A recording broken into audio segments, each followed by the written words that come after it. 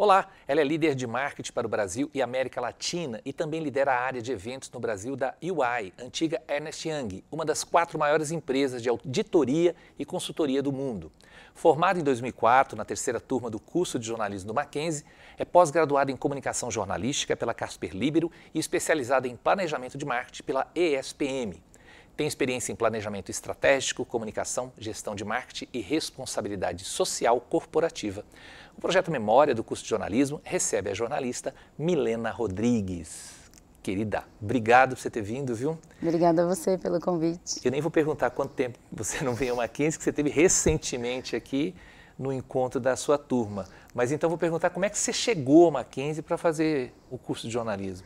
Bom, primeiro que, só falando do encontro, né, fazia 20 anos que eu não vinha ao Mackenzie e em menos de um mês estar aqui pela segunda vez, né, então eu estou saindo no lucro. O Mackenzie, na verdade, apareceu para mim como uma das opções, né, quando eu decidi prestar jornalismo. O jornalismo não era a minha primeira opção quando eu fiz o teste vocacional, saiu Relações Públicas, em segundo jornalismo, mas eu tinha um professor no colégio que falou, acho que você devia ir para lá, e o Mackenzie era uma das opções, já era uma faculdade de muito renome, então foi assim que eu cheguei aqui. Era um curso novo, né? Vocês são da 3ª turma, não tem um certo receio pegar um curso novo? Como é que vai ser? Eu acho que não, no meu caso não, por conta do nome que a universidade já tinha, né? Não corria nenhum risco de dar errado, então isso eu tinha muito claro na cabeça. Então, não tive nenhum medo ou algum receio diferente por ser novo, não. Você entrou com 17 anos. Geralmente, é muito voltado isso para o esporte, né? Muitos meninos, agora meninas também entram, vou fazer jornalismo esportivo porque não consegui ser atleta, alguma coisa nesse sentido. Você tinha algum direcionamento, quer dizer, quero trabalhar com jornalismo político, jornalismo de moda, jornalismo econômico, alguma coisa ou não? Eu também gosto do esporte, né? Tanto que eu era da Atlética, inclusive, né? Jogava handebol pelo Mackenzie, gostava muito de jornalismo esportivo, mas a minha paixão era jornalismo investigativo, né? Eu lia muito Caco Barcelos na época, né? Assistia os programas dele de jornalismo investigativo, gostava muito, mas no final das contas enviesei por outro lado, né? Acabei não me aprofundando, nunca trabalhei com jornalismo investigativo, mas era o meu viés quando eu entrei na faculdade. Hoje você está numa área completamente diferente, evidentemente que se você pensasse 20 anos atrás, né, não tinha a menor ideia de que hoje você estaria fazendo o que você faz, certamente. Jamais. Mas quando saiu da faculdade, você foi para o jornalismo ainda e também assessoria de imprensa. Como é que foi essa mudança depois para o marketing? Na verdade, eu atuei em assessoria de imprensa e eu acho que o jornalismo te dá essa gama, né, de algumas opções. Eu acho que isso é muito interessante no curso de jornalismo. Então, eu comecei com assessoria de imprensa, não era o meu foco, mas era a oportunidade que tinha no momento, onde o mercado abriu as portas para mim, inclusive a convite de uma ex-professora aqui do Mackenzie. Eu atuei na assessoria da Belas Artes, né, da Faculdade de Belas Artes. Depois de 2, 3 anos, eu recebi um convite para trabalhar na redação do IG, né? Fui trabalhar com internet, redação de internet. Eu cobria Brasil, peguei a época do PCC, aquela loucura do PCC, fui parar no aeroporto 2006, com suspeita de bomba. Então era uma loucura, assim. Mas eu aprendi demais na redação. É o jornalismo tradicional, né? Eu queria muito ter essa experiência, tive essa oportunidade. Mas chegou uma hora também da minha vida que eu queria ter um horário fixo, né? Achava que eu ia ter um horário fixo trabalhando no corporativo, queria voltar a estudar, e na redação eu não tinha essa oportunidade, né? Eu trabalhava aos sábados, domingos, feriados, eu fazia plantão 6 da manhã, meia-noite, 3 da tarde, então era uma vida muito maluca, né? Quando a gente é jovem, tá tudo bem, mas aí eu queria mesmo voltar a estudar e aí eu precisei procurar um outro caminho e apareceu uma oportunidade do corporativo. Foi muito maluco também porque eu não fazia a mínima ideia que caberia um jornalista dentro do mundo corporativo e eu me encontrei, né? Então eu estou há 16 anos já nessa área. Quando a gente estava na faculdade não existia, né, esse campo tão amplo hoje que a gente tem hoje no mundo corporativo. Hein? Onde é a tua atuação, já que é uma empresa famosa, grande, uma das maiores do mundo de auditoria, onde entra aí o marketing? Eu comecei na EY em comunicação interna, eu era uma analista que eu escrevia para a newsletter que tinha para os funcionários, né? Então, eu continuei a fazer textos, sentava, fazia textos. E aí eu fui migrando, né? Nesses 16 anos que eu tô lá, eu fui migrando um pouco de área, eu atuei no RH, mas voltado à comunicação, né? Programas de RH para comunicação.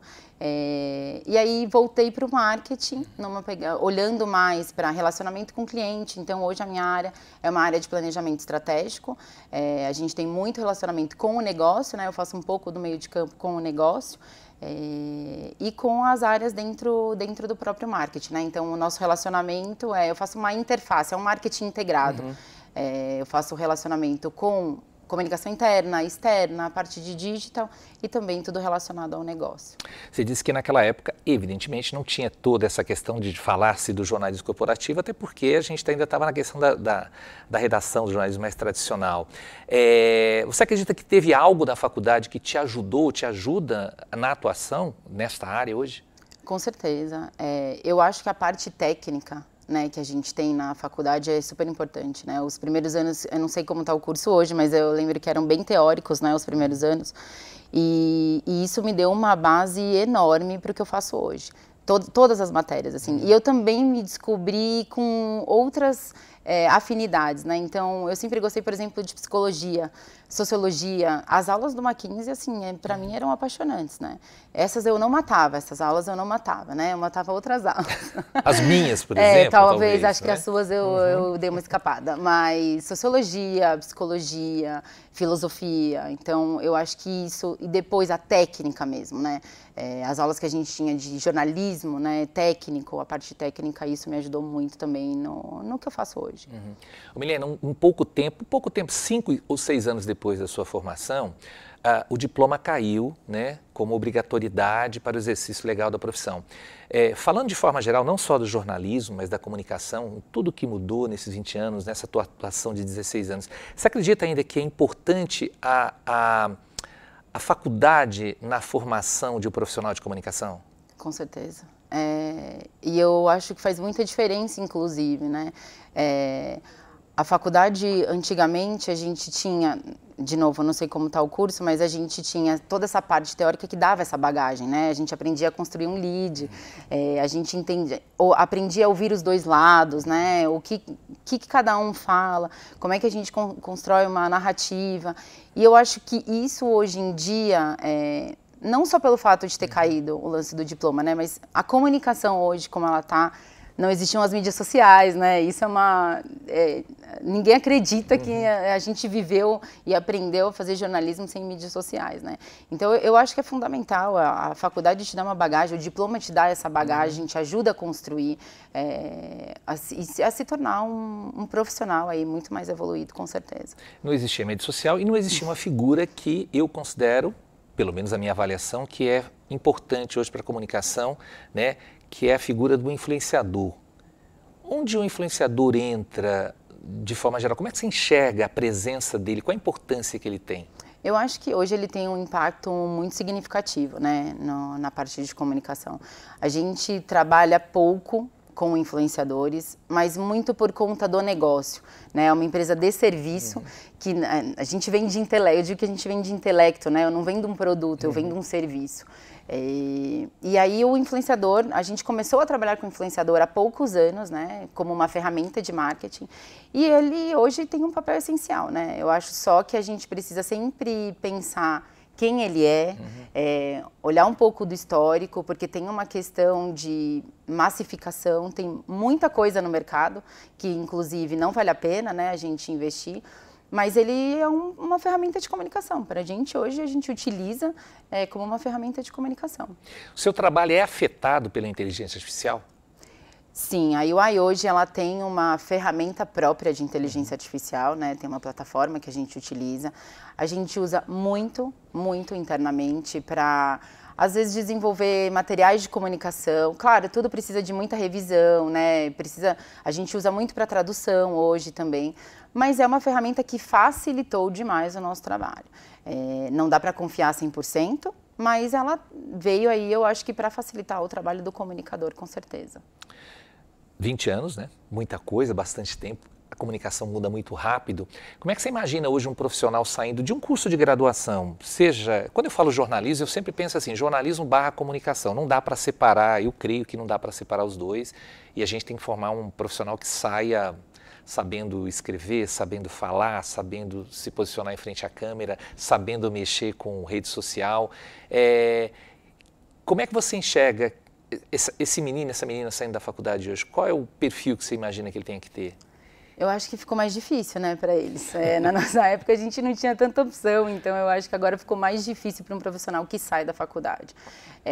Eu acho que é essencial eles terem a parte de digital muito forte, então essa parte de redes sociais, inteligência artificial, ferramentas de tecnologia, né? Como é que você aplica ferramentas de tecnologia no seu dia a dia como jornalista e isso facilita o teu trabalho.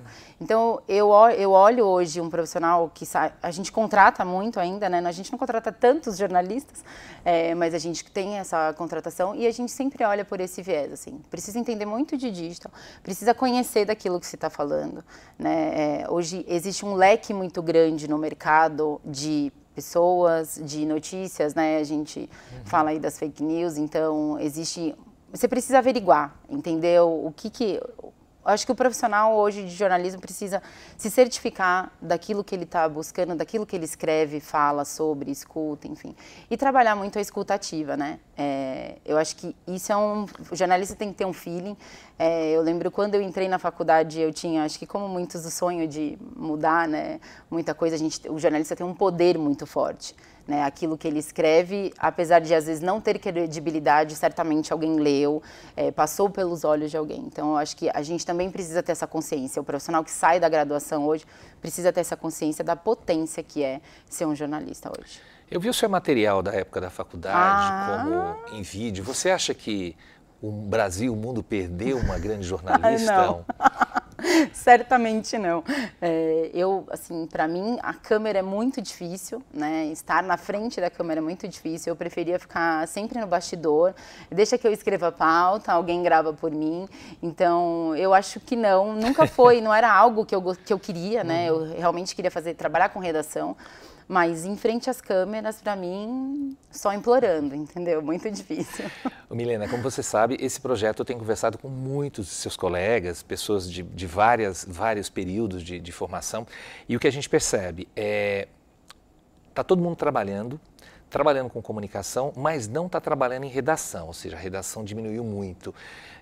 Você acha que o jornalismo, a formação jornalística, ela acaba ajudando essas pessoas para trabalhar? Tem muita gente trabalhando em agência, por exemplo, de publicidade. Sim.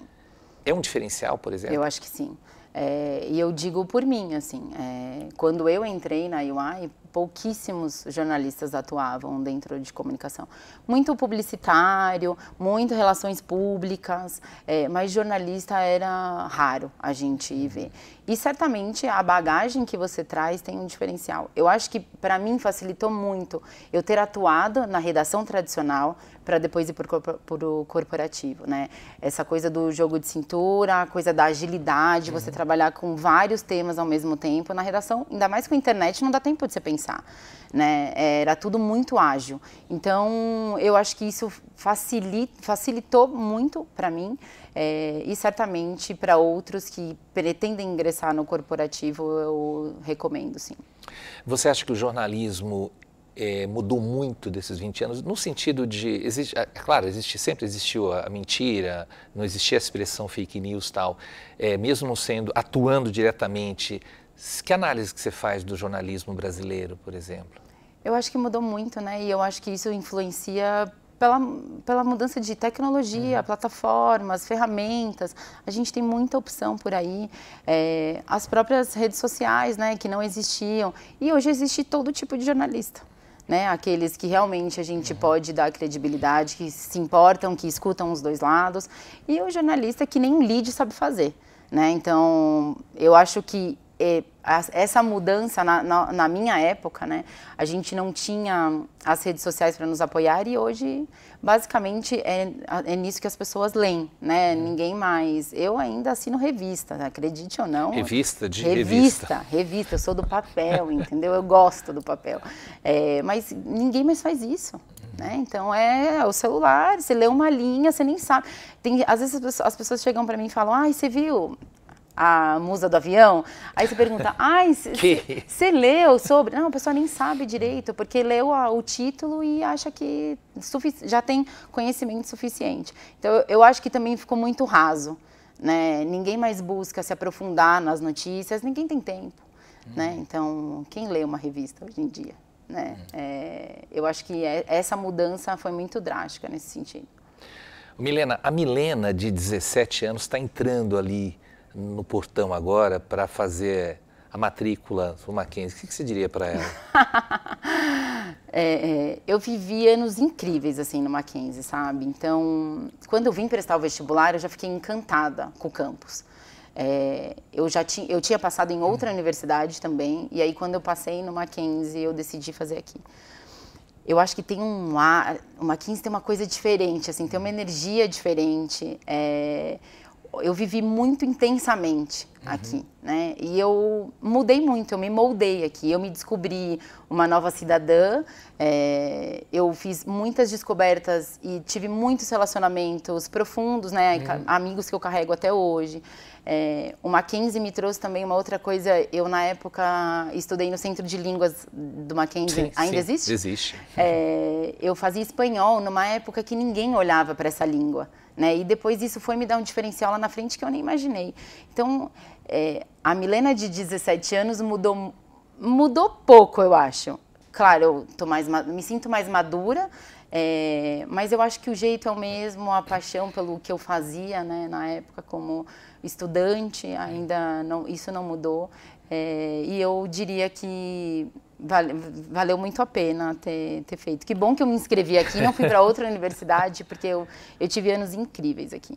É isso que eu ia falar, valeu a pena então, de qualquer maneira. Com certeza. Eu falei, eu vivi muito intensamente Mackenzie, né? Então, eram os jogos, né? Porque como eu era da Atlética, na época a gente tinha educação física como parte da grade curricular, né? Como disciplina obrigatória. Exatamente. Quando acabava a educação física, eu continuava no Mackenzie, continuava naquelas quadras jogando.